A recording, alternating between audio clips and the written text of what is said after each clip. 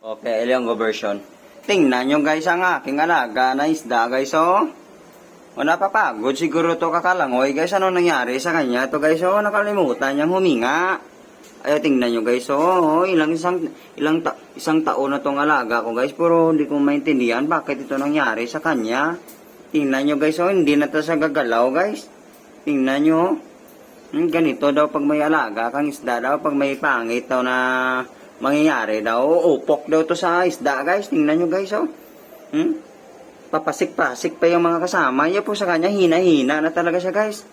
Hindi na gumagalaw yung isda ko guys. Tingnan nyo guys oh. Hindi ko nga maintindihan to bakit nagkaganyan siya. Biglaan ang pagkamatay niya guys. Tingnan nyo guys oh. Kawawa naman siya. Hindi man lang nagpaalam kung ano mangyari sa kanya. Wala man lang sinabi. Biglaan na namamatay siya guys. Kawawa naman to yung isda ko. Subukan natin kung kakayanin pa tong bubuhayin. Hop. Wala na talaga guys. O tingnan mo siya oh. Kawawa naman si greenfish ko. Uy. Greenfish to, greenfish. Kasi green siya eh. Wala na talaga guys. Kukunin ko sa guys. Dadalhin ko sa may takasin. Oh.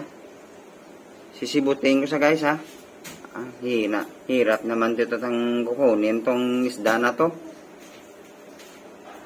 Hop. Kawawa naman tong alaga ko guys. Okay. Pasok ka na sa banga. Okay. Oh. Wala na talaga guys. Wala na. Wala na. Hindi na gumagalaw. Kawawa naman.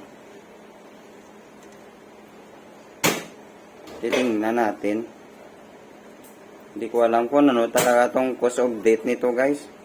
Suggest me guys, yung ba talaga pag may isda ka daw na alaga, pag at saka mawalasin daw ang araw mo daw, may mangyari o upok daw sa isda guys. Hindi ko nga maintindihan ang pangit siya na pag giniginip ko kagabi. May kuto daw ako. Hindi ko maintindihan bakit may kuto ako sa panaginip ko. Sabi nila daw makatay daw yun. Problema. Pero bakit na ito ang aking isda ay namatay? Wala namang dahilan. Yung lusog-lusog naman nila, ito na lang sila guys. 4 na lang natitira. Ano ba to? Natirang matibay. Bye-bye!